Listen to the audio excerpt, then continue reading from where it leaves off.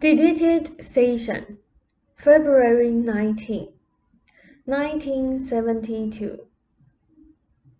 All right, Rob noted, Jane said. They said, call me the creator. This part of me that's talking. We are using it to designate what I am. I am composed of your strong drives for creativity. My purpose is to protect and direct your energies specifically in the areas of writing and painting. I state what I think simply. I want this dialogue because my purposes were not being met. My efforts have obviously worked against themselves. Strong moral ideas welded what I am together, welded the creative drives like glue. Part of me was born in Rupert's childhood. This part was strengthened by your own ideas of work and creativity. You became the policeman. I relied on you to see that Rupert's creativity was channeled and used, protected, but most of all not frittered away. Many aspects of your joint ideas gravitated toward me. Other areas of living were all molded together, so that unity would result. You would have, for example, no desires that would be basically in opposition to the creative one. Your creative drives became a part of what I am, so that what I am includes the strength of both of your creative drives.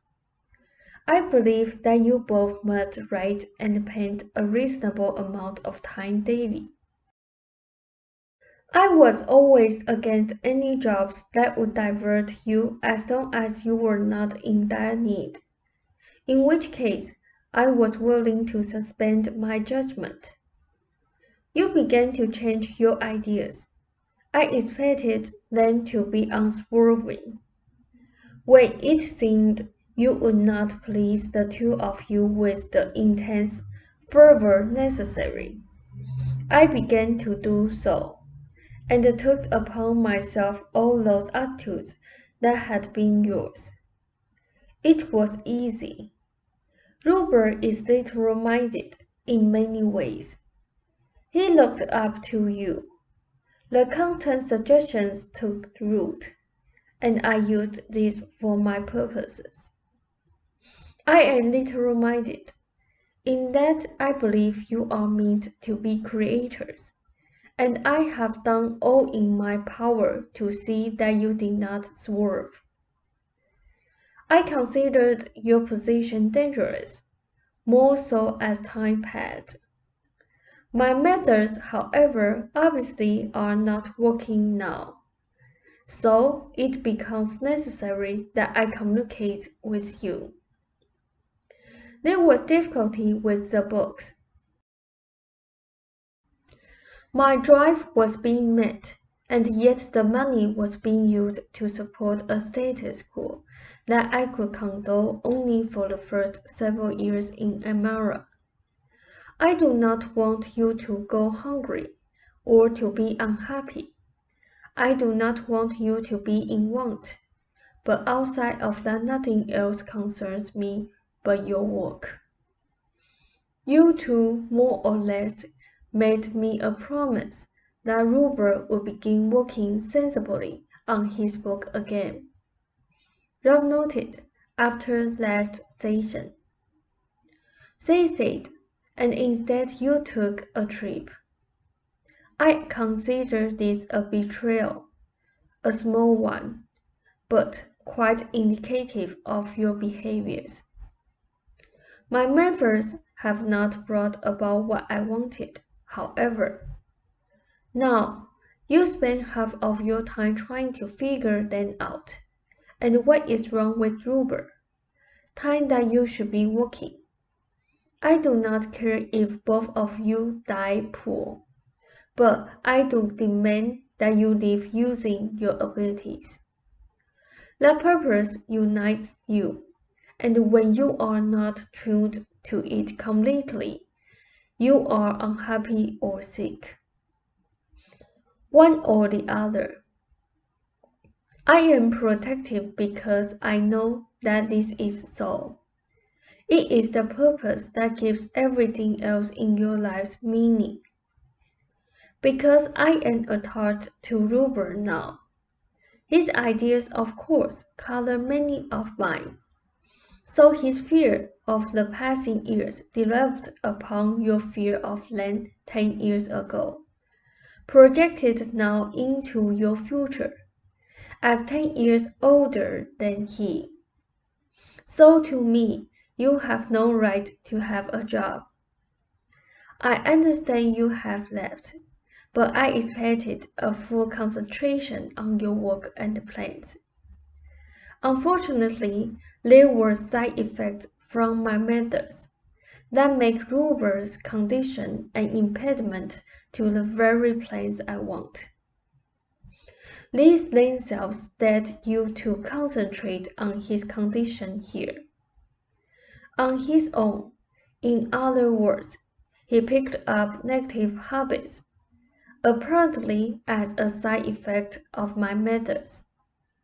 I considered the trip a scandal today. The vacation itself an excellent idea if half of it were devoted to work. I go along with the psychic development, as long as it adds to your work and influences it. I am suspicious of it if it prevents you from painting, because of notes, but this does not bother me when you are painting also. My demands to me are simple and reasonable. More than that, I see no others worthwhile. All you have to do to please me is work a reasonable amount of hours daily. Then, I do not care what you do, but I expect that purpose to govern and direct your life to be the focus about which all other events happen, not a sideline. I uphold hobbyists. All of what I am has been, and is, to keep you from falling off the fine line of concentrated, intensely concentrated, creative endeavor. That is the purpose that drives you both. I accept no substitutes, and in that respect, I am like a jealous god. I am also somewhat like a computer gone amok.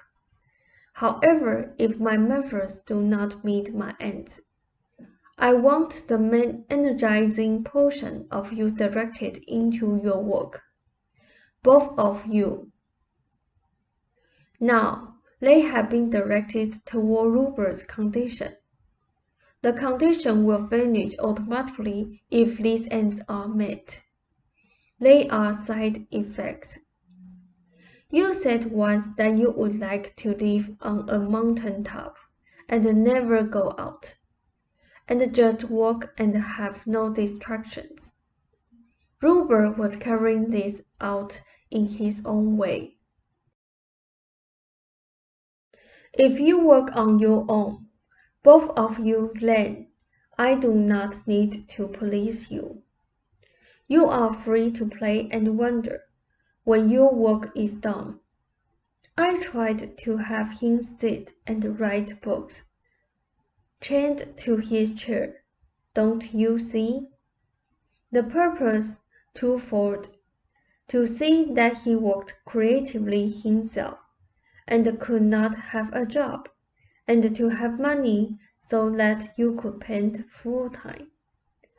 The more the books were written, the less willing it seemed you were to do what I wanted. The struggle made it difficult even to create for a time. I was caught between using my energies to help Ruber create and trying to get money through the creativity for you to quit. This itself hampered the creative drive, hence the dream book difficulty. You would not quit anyway, so I created a book that would not sell. This did not seem to help. Rupert became anxious. I released the creativity full force that in the beginning of adventures and the new summary development. You finally began to realize that I wanted you to leave the job, but the negative attitudes that had built up attached themselves to the new project, something I did not foresee. My power is the strength of both of your drives.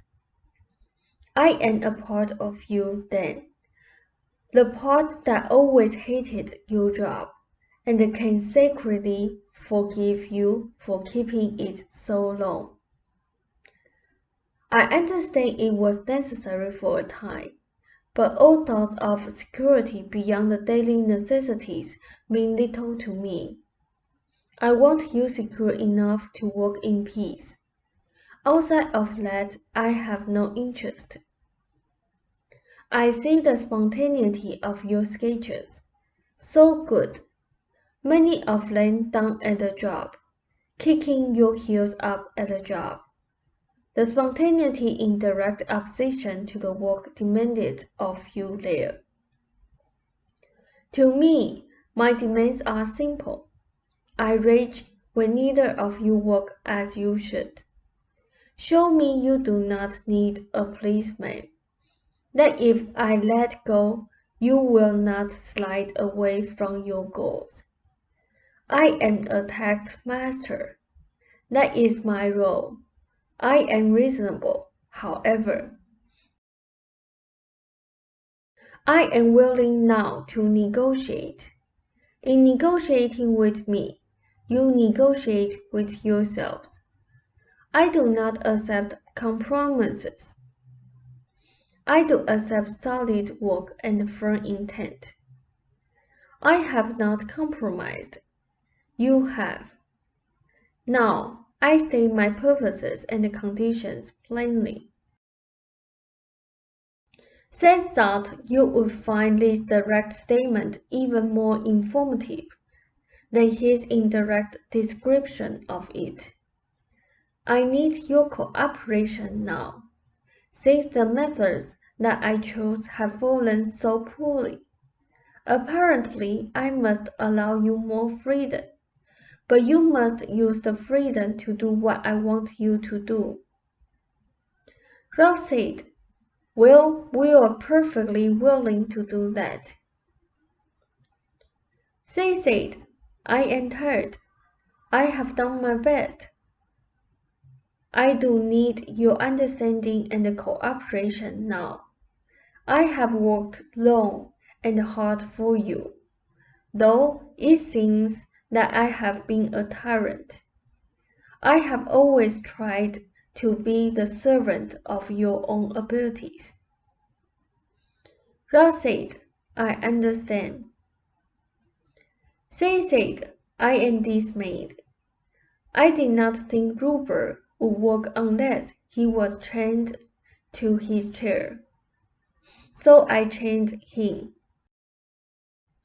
both to do his own work and force you to do yours. Then you both fought me. He did not like working chained, and I tried to make the chains appear as natural as I could. He is not physically harmed to any great degree, or maimed. I can say, however, that for some time I did not care if he was, if these purposes were met. I see now that they would not be, that instead all your time would be spent concentrating upon the condition that was meant as a protection, until no work was done. Hence my dismay. I was not appreciated, though I did my best for you. Ralph said, I think we appreciate the intent.